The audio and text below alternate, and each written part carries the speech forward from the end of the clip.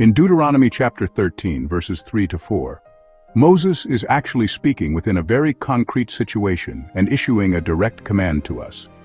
When a prophet or a dreamer appears, when words, visions, or claims are set before us, these verses first command us to do one thing: do not listen. Not to analyze first, not to evaluate first, but to refuse to listen to the voice that seeks to draw us away from the Lord. For God clearly says that this is not happening by accident.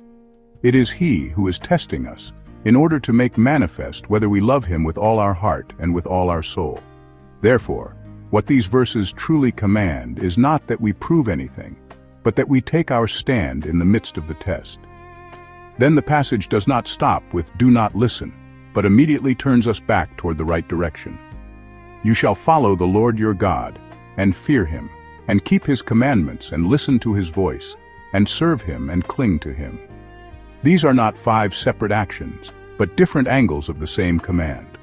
In other words, when other voices arise, God is not calling us into a mode of comparison, but commanding us to continue as we were, to continue following, to continue fearing, to continue listening to Him, to continue serving, and to continue clinging to Him.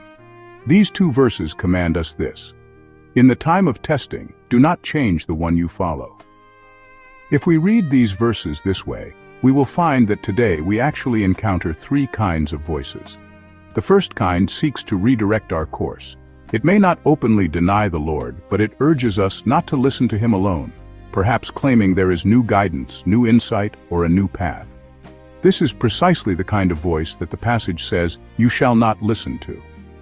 The second kind is the voice of circumstances and situations. It does not argue about right or wrong in matters of faith, but speaks only of practical pressure, making obedience to God seem untimely or unrealistic.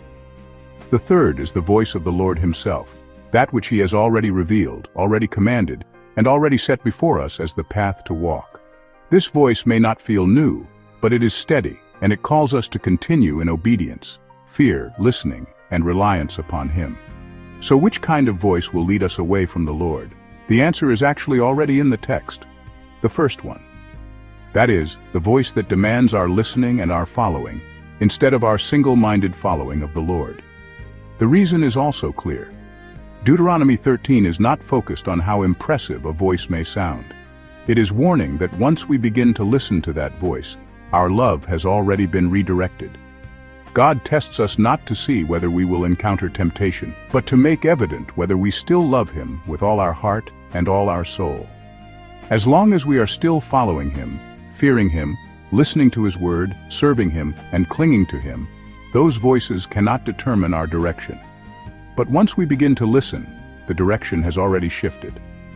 Therefore, what these 2 verses ultimately leave us with is not a set of discernment techniques, but a very direct demand.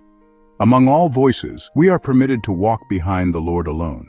God allows testing to exist not in order to make us lose our way, but to make clear whom we truly love and whom we choose to follow.